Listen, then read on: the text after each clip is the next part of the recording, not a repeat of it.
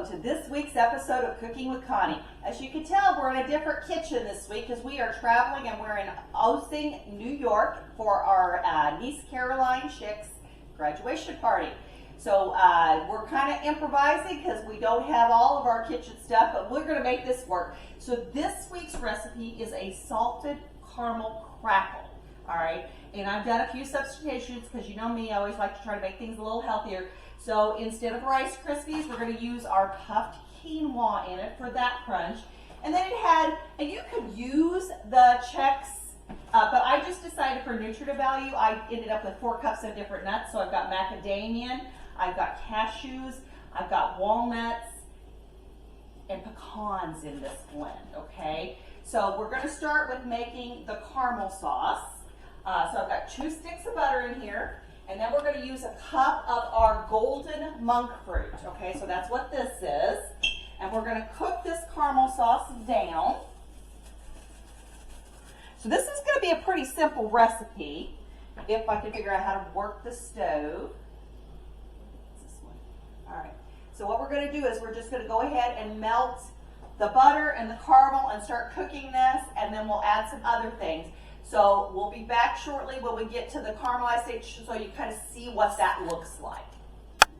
Okay guys, so here we're back. I've put all of my nuts and my quinoa in this pan. This is our caramel sauce, which I added a little bit of vanilla and cinnamon to. So we're going to combine these two. Then we will put this on our cookie sheet and put it in the oven, and we're going to bake it at 350 degrees for about 7 to 9 minutes. And that'll just kind of help that set on that. And we're going to let it cool after that before we start eating it, if we can wait that long. I have some very impatient people around here that think this smells really good. But you just want to kind of toss that around so you get everything coated with that caramel sauce. And then that way when you bake it on, it'll kind of harden up a little bit there.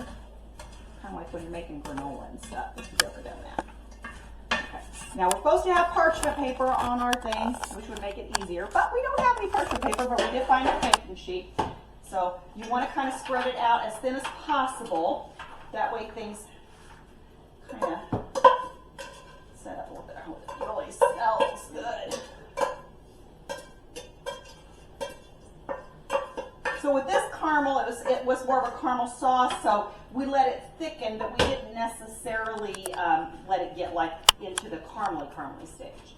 So we only had to cook it after it started boiling for about 3 to 5 minutes. So, okay.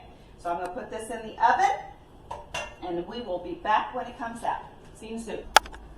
Okay guys, we baked this for about 8 minutes in the oven, and then what I've done is I've melted some of my sugar-free chalk syrup, and I've cut off just the corner so I can kind of drizzle some chocolate. Then we're going to sprinkle with our Celtic sea salt. Then we're going to let this set up and cool, and we'll break it up into the crackle pieces. This would be really good just to eat as a snack. Or if you want to put it, like I like to do things like this in my oatmeal in the morning.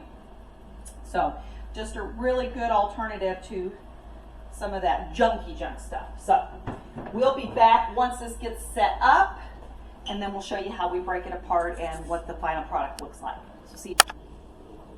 Okay guys, here we are. This is our finish. This is our salted caramel crackle. Remember, this has got lots of really good stuff in it. We've got our puffed quinoa, we've got macadamia nuts, walnuts, pecans, and cashews in here with a sugar-free caramel and sea salt. And we drizzled a little bit of sugar-free chopped zero chocolate chips on there just for a little extra flavor.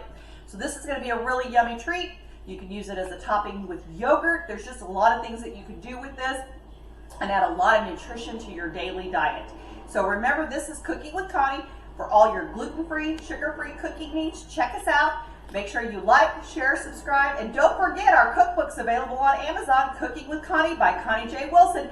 So make sure you order a copy of it so you have all our first 2.5 years of recipes.